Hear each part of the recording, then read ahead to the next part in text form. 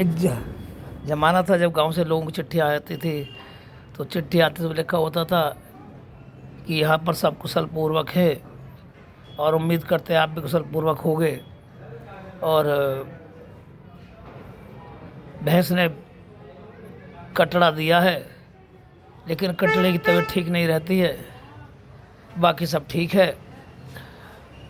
और सर्दी ज़्यादा होने की वजह से बाबा भी चल फिर नहीं पाते, अम्मा भी खांसती रहती हैं, बाकी सब ठीक है। और छप्पर बनवाने का विचार बनवाया था, लेकिन उसका अंजाम नहीं कर पाए हैं, बाकी सब ठीक है।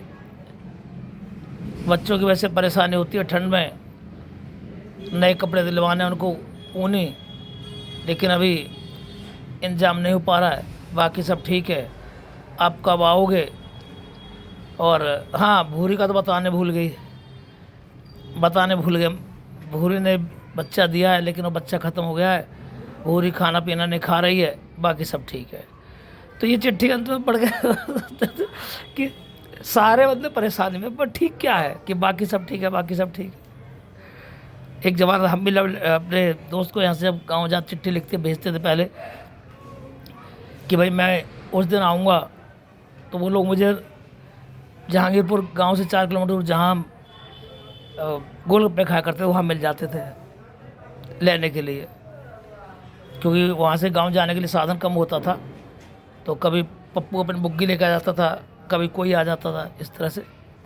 और बहुत ही अच्छा लगता जब वहाँ से गांव का सफ़र शुरू होता था। और वो छुट्टियों के दिन गांव में बिता करके मौज मस्त करके दोस्तों के साथ जब वापस लौटते थे, तो मन इतना दुखी होता था। तो मेरे साथ क्या होता था कि मैं जो टिकटें यहाँ से जब रेल में जाते टिकट लेते थे, टिकटें कभी फेंक के नहीं आता, टिकटें वापस साथ ले आता था। मैं सोचता था यार टिकटें मैं वहाँ से संग लेके आया हूँ, और ये टिकटें मैं यहाँ फेंक के ये तड़पेंगी, टिकटें ये अकेली पड़ी रहेंगी यहाँ पर। नहीं, मैं यहाँ नहीं फेंक के जाऊँगा, संग लेके जाऊँगा अपने। मैं संग लेके आया तो संग ही लेके जाऊँगा। ये टिकटों से इतना लगाव होता था कि उन्हें फेंक नहीं पाता था।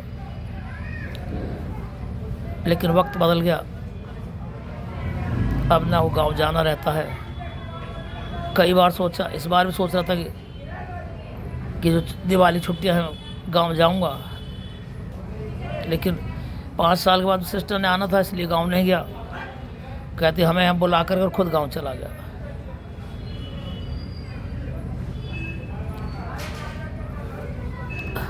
बहुत सारी यादें हैं गांव की, अपने दोस्तों की, बचपन की। जब गोवर्धन पूजा करते थे, किस तरह से हम गोवर्धन में पटाखे लगाते थे और बम, बड़े बड़े बम लगा करके बर्तन रख देते उनके ऊपर, कोई घड़ा रख दिया पुराना, और जब कचरे होकर बिखरता था, टुकड़े टुकड़े बिखरता था, बहुत खुश होते थे। ऐसे आज अखबार में पढ़ रहा, 2 बच्चों ने, 11-12 साल के बच्चे थे, ऐसे पटाखा लगाया, उसको बम लगाया, उसके ऊपर बर्तन रख दिया और बर्तन टूटा, तो सामने जो लड़का खड़ा था उसके सीने में से, उसके कंकड़ के छर्रे से वो दाने उसके सीने में लगे, दिल में लगे, दिल को आर पार करते बाहर निकल गया, और उसे हॉस्पिटल ले गए। वो लड़का वहीं पर ख़त्म हो गया। मुझे भी याद है, देखिए मेरे हाथ में यहाँ ये बारूद फंसी थी, इस तरह से ही। ये 83-84 की बात है। एक शादी में, आजकल जो लोग ऐसे ये जो धुआंधार पोटास गंधक छोड़ते, इस तरह के से हम भी छोड़ रहे थे, और वो मिसफायर हुआ, तो हम उसे खाली कर रहे थे, हमने हाथ नीचे लगा लिया, अचानक से उसमें चिंगारी भड़की और बारूद सीधा हमारे हथेली में घुस गई। और उस समय दर्द के मारे जो हमारी हालत थी, हम नहीं जानते आज कैसे बताया उसको। ये धीरे धीरे हाथ इस तरह से ऐसे मुड़ता चला, और ये हो गया, हाथ पूरा सूज गया।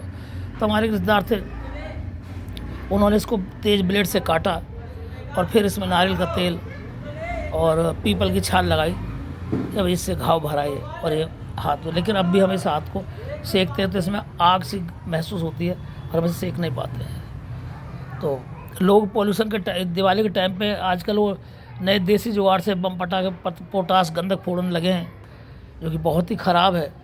और माँ बाप उनको समझाते नहीं कितना पॉल्यूशन करने से। अभी 3 दिन पहले की बात है, जो दिवाली के दिन की बात, हम शाम को सिराजी कहीं से आ रहे थे, तो वहाँ पर ये हालत हो रही, लड़ाई हो रही थी लोगों में। एक लेडी घर से निकल के अपने, उसके दरवाजे के बाहर लोग इस तरह से फोड़ रहे थे। उन्हें बहुत उद्यम मचाया कि हम सांस नहीं ले पा रहे इस गंधक की, पोटास की महक से, और ये लोग यहाँ पर फोड़ने पर लगे हुए हैं। लोग काफ़ी इकट्ठे हो गए, भीड़ भड़का हो गई, तब उनको समझाया, वो लोग वहाँ से गए। तो इस तरह से ये चीज़ ठीक नहीं है। गंधक और पोटास वाली बहुत ही स्वास्थ्य के लिए बहुत ही हानिकारक है, और लोग लेकिन इसको परहेज़ नहीं कर रहे, और ना ही सरकार इस पे बैन लगाई है, तो सरकार को पता नहीं इसके बारे में। और हम प्रार्थना करते हैं अपने चैनल पे से अपलोड करेंगे कि इस तरह की घटनाएं दोबारा ना हो, और अगली बार सख्ती से इससे निपटा जाए कि गंधक और पोटास इस तरह से ना फोड़े जिससे लोगों को सांस लेने में दिक्कत है।